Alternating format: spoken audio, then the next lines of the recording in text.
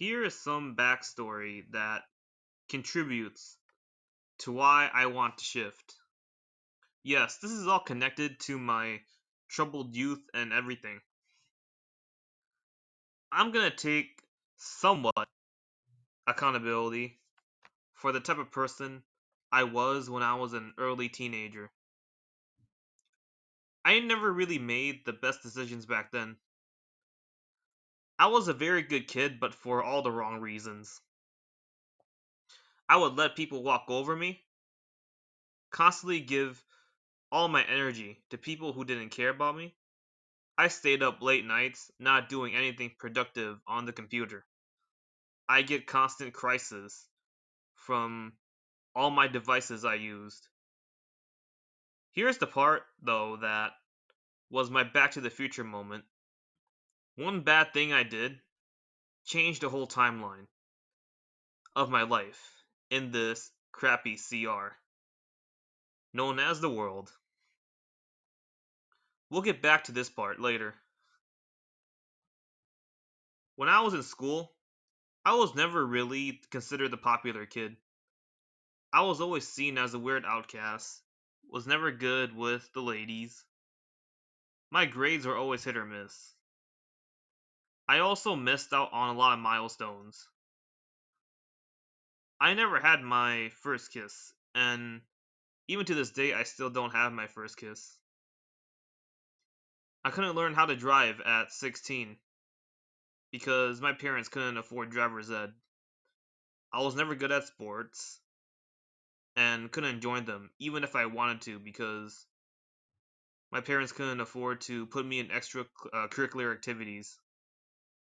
Not only that, there was also a lot of tension and drama in my household as a teenager that I couldn't even just focus on being a normal kid. However, me at the time being so optimistic but so naive as well, I thought it was all going to be worth it. All for this girl named Madison. She was one of the popular kids in school. Athletic, good looking, tall, and came from a wealthy family. She seemed like somewhat a nice person. She was way out of my league as I was the broke quiet kid. I was the broke quiet kid. I had a crush on her for over 4 years. For some reason, I thought I was gonna luck out, overcome the odds, get with her, and live happily ever after. At the time, I had really bad judgment. I was out of shape, in a bad home life situation, and overall, I was just a low tier man. And everything in life was working against me, mentally and physically, and circumstantially as well. I was a loser. Was it my fault? Yes and no. No, because I had parents who constantly belittled each other and focused on their own pride rather than teaching me stuff about life. Not only that, they would constantly drag me into their problems. It would constantly make their problems the main focus, instead of making me evolve as a teenager so I can grow up to become a good young adult. So I was pretty much left to fend for myself due to my horrible upbringing. Yes, because I was a guy. Yes, it was also my fault as well because I was a guy with no drive to do better. But even if I did try to do better, it doesn't change the fact that I was still living in a toxic environment and being raised in a toxic environment. So either way, I would have been fucked mentally. I felt like I was fucked either way. You know how kids are in high school? They talk. During sophomore year of high school, I kept manifesting intuitively before I even knew what manifesting was, that we would be in the same class together. Then it happened. We ended up having gym together. That's when I finally worked up the courage to talk to her and asked her out, but guess what? She had a BF. Her boyfriend was also one of the popular kids and wealthy kids. However, she did boost my popularity in school, but for all the wrong reasons. Let me say that again. She did boost my popularity in school, and I did become a popular kid in school, but for all the wrong reasons. I was basically considered the laughing stock, and all the kids made fun of me. I was never taken seriously.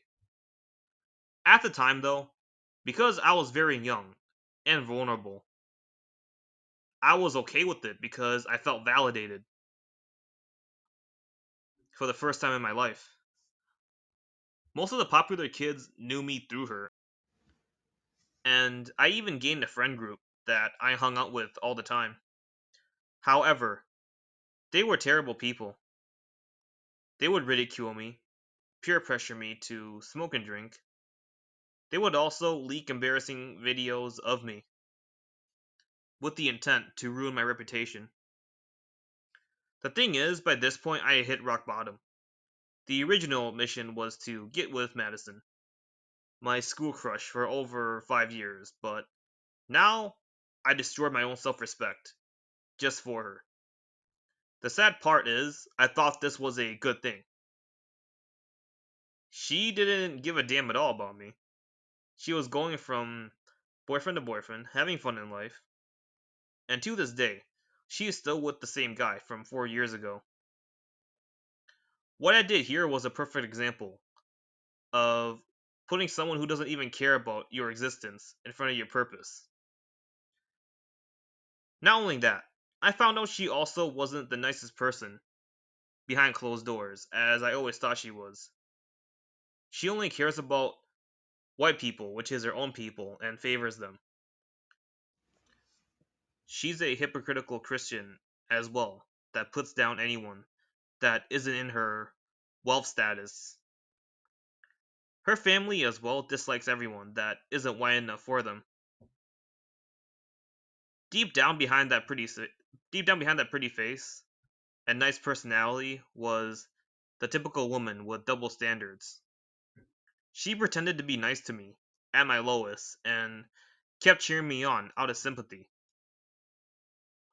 In your last moments with people, that's when they show you who they really are. Through those years of fakeness from her, I basically stopped caring about her. When I outgrew her, I finally woke up. Even before I found shifting, I was finally living life for myself. Then a year later, I had my spiritual awakening. I got smarter and more woke over time. Then I found shifting and started my channel. I always post positive comments I get from you guys, all your kind words and everything, on my Snapchat stories. She didn't like that and then cut me off, which exposed her true self. She only likes seeing me vulnerable. Because I became a person outside of her, she couldn't stand that. She's the type to cheer you until you better yourself. Then she shows her true colors. I don't need her at all. In my current life, I got spirituality, shifting.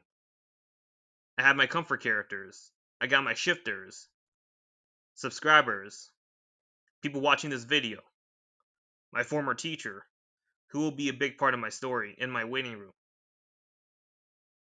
I'm just gonna name people that are in my head right now. My in real life friend, Luke, who will also be in my waiting room in my desired reality. We have James, one of my friends I talk to every day.